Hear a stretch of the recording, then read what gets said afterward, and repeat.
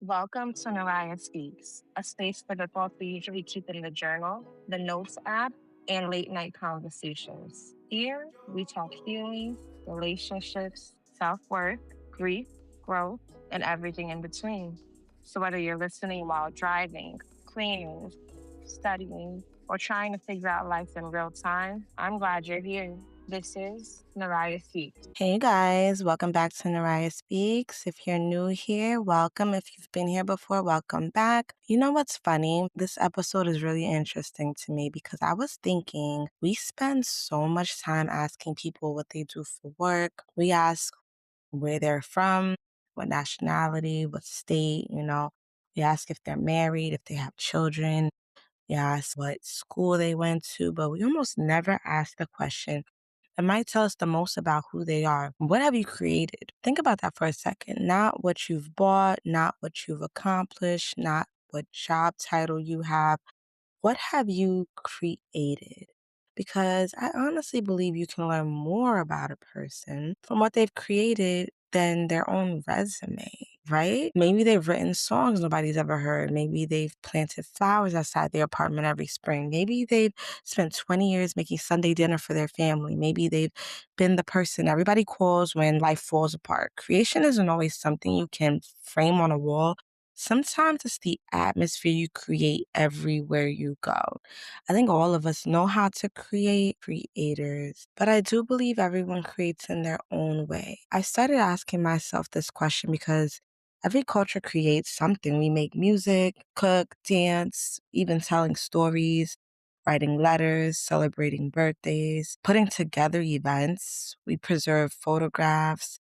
Why? If everything eventually fades, why do human beings keep making things? I don't think it's because we're trying to become famous. I think we're trying to be understood, maybe even seen, so to say. Think about the last time a song explained exactly how you felt. The artist had never met you, yet somehow they reached into your life, into your emotions, and every single word just resonated.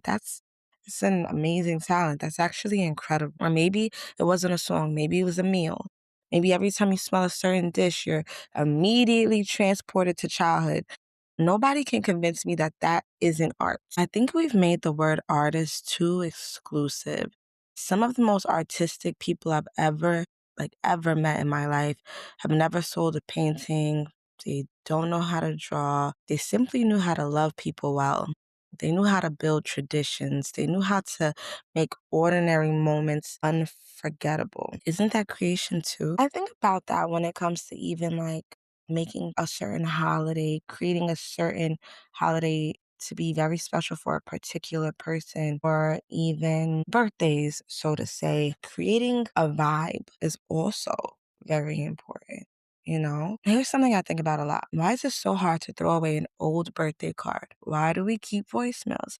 Why do we save ticket stubs, journals, recipes, graduation programs, and family photographs? And me personally, I keep my hotel room keys. Like, I keep them. I don't know. But I think it's because objects become attached to people. Memory lives in ordinary things. Maybe that's what art really is, not perfection, memory. And if that's true, maybe creating isn't about impressing people. Maybe it's about leaving evidence that we loved, hoped, questioned, laughed, and lived, right? That saying that's like, came, I saw, I conquered. And you know what's interesting though, and really funny to me? I don't think we realize we're living history while we're living it.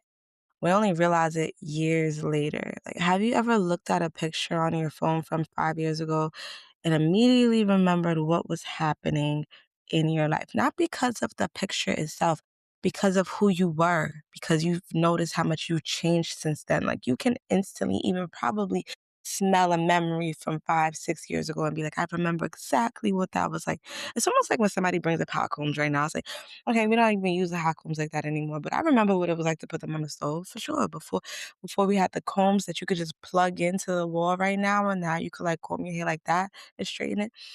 Yeah, I remember that. But I think that that's why it's so hard to delete certain things like old text messages, voice notes, birthday cards, all of that. Not because it's valuable, but because they remind us of a version of ourselves that no longer exists. And then if somebody handed you your journal from 5 years ago, I'm wondering, would you recognize yourself? Would you be proud of yourself? Would you want to hug that version of yourself?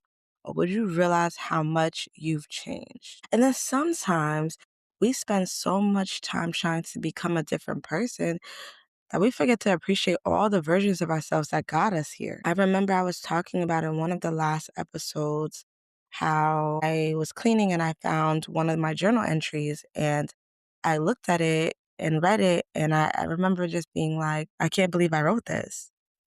Like, whoa, what's wrong with you?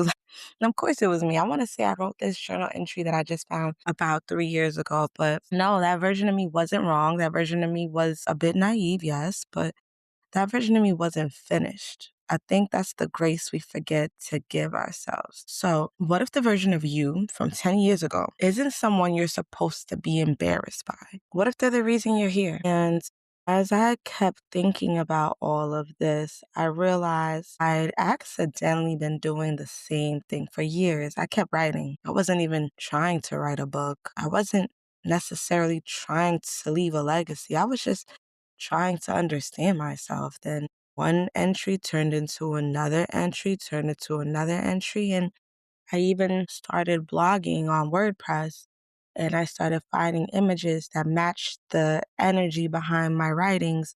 And it became fun for me. So, like, it was like the imagery plus the wording together became something that I just started doing all together, even to when I wasn't online. I would even like get into a notebook and just try to like write down what the imagery was because I can't draw.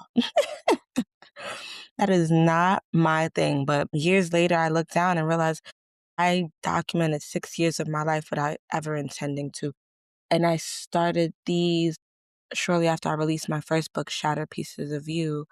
And eventually those pages became a collection called Melodies Never Die. What's funny is I thought I was writing poems, but looking back, I think I was writing letters to versions of myself I hadn't met yet. So maybe art doesn't save our lives. Maybe it helps us remember that we are and we were alive. If today's conversation resonated with you and you'd like to experience those 6 years through the lens of poetry, Melodies Never Die is available in paperback, hardcover, and Kindle. Thank you for sitting with me today. And before you leave, ask yourself one question. What are you creating today that your future self will thank you for?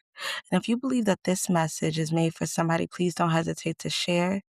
Thank you guys for being here with me today, and I'll see you in the next episode. All right, I'm about to go. My bad.